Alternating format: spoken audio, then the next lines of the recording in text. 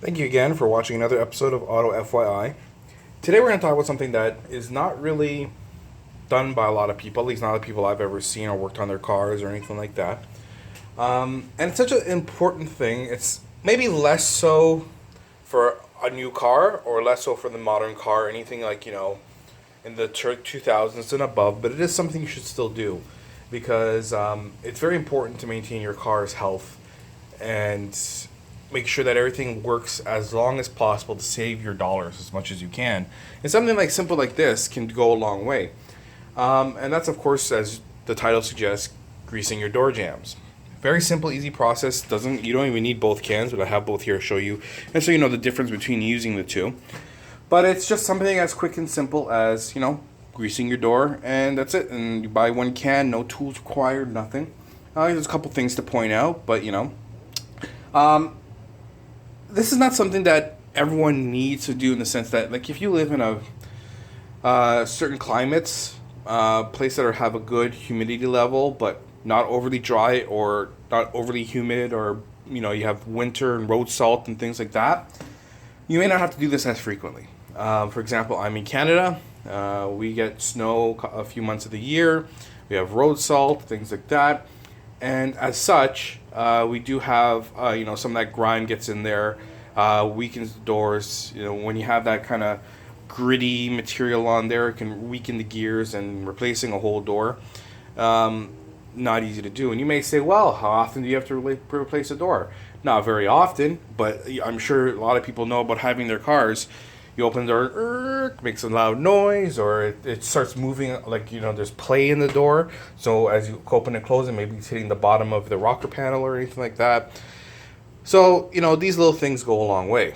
Now, let me quickly explain to you before I show you, because it's a very easy process, but I just want to show you it too. And of course, you have WD-40 and you have white lithium grease.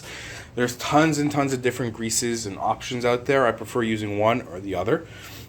WD-40, of course, being a water displacer, is good for getting rid of heavy grease, heavy rust grease, things like that. If you have a lot of contaminant buildup, this is good for that. Typically, I like to use white lithium grease when something is in better condition. There's not a lot of rust or buildup, and you're just doing maintenance. Doing a little bit of white lithium grease or any type of standard grease would be good. Remember, WD-40, when you spray, it does dry out after some time, so it's not as really a full long-term solution. And maybe even something where you use your WD-40 to, if you have a lot of rust, and I mean like a lot of buildup or grime or a lot of grit, WD-40 may be good to use as step one, and then using this as a step two. But let me go and show you what I mean. Let's head over to my car. So we're going to head over there now.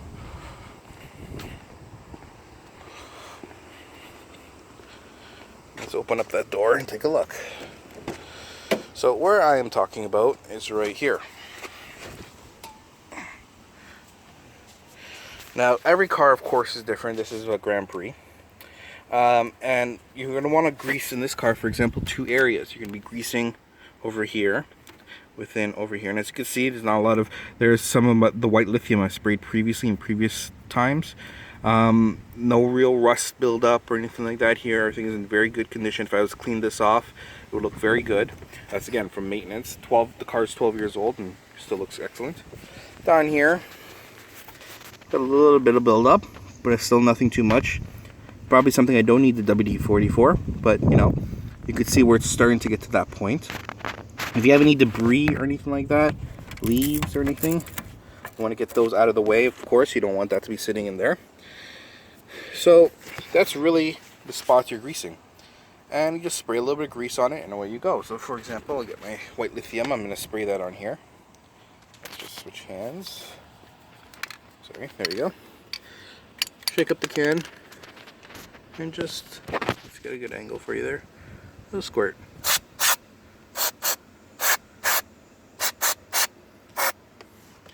Then down here, same thing.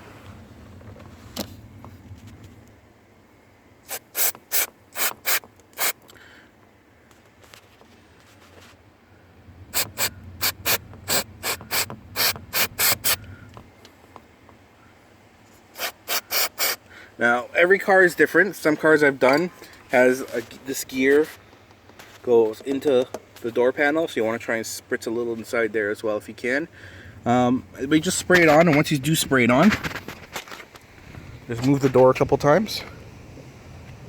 Make sure it works in. And take a look, and it's quiet. Nothing. Right? No noise. And that's it. Really, it's such a simple, easy maintenance job. But I can't stress enough, because there's a lot of there's one car, for example, I've dealt with not too long ago where no one did it. It's just, you know, it's a grandmother, and she's, you know, she doesn't really do that on her car much or anything like that, and she had a van, and the side fell off because it seized up.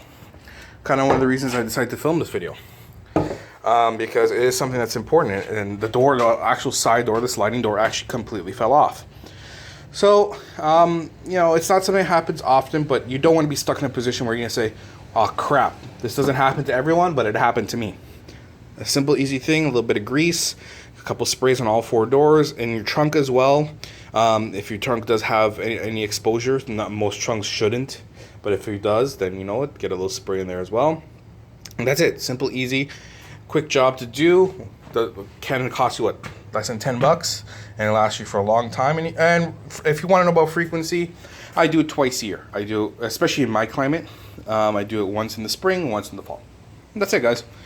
If you have any questions about it, anything else you want to see, let me know. Don't forget to subscribe, like, comment, let me know. I always respond back to feedback. If you have any questions, I try and respond. I'm not always there, but I try and respond when I can, so it doesn't hurt to, you know, send me a message. And otherwise, stay tuned for the next video. Thank you for watching.